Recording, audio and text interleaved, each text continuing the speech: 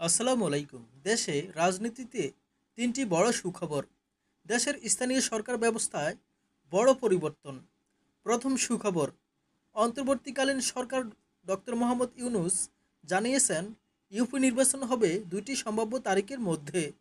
ন্যূনতম সংস্কার হলে আগামী ডিসেম্বরে, আরও সংস্কার প্রয়োজন হলে 2026 সালের জুনে।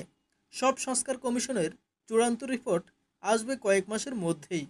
দ্বিতীয় সুখবর হচ্ছে, পৌরসভা, সিটি কর্পোরেশন, ইউনিয়ন, উপজেলা ও জেলা পরিষদের মেয়র, চেয়ারম্যান হতে হলে এখন লাগবে ন্যূনতম বিএ পাস।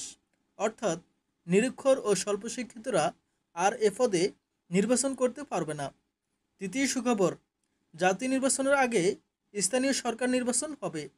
নির্বাচন কমিশন ডিসেম্বরে জাতীয় নির্বাচনের আয়োজনের প্রস্তুতি নিচ্ছে। চেয়ারম্যান, মেয়র হবেন মেম্বারদের ভোটে, সরাসরি জনগণের ভোটে নয়, জাতীয় নির্বাচনের মতো সংসদীয় পদ্ধতিতে।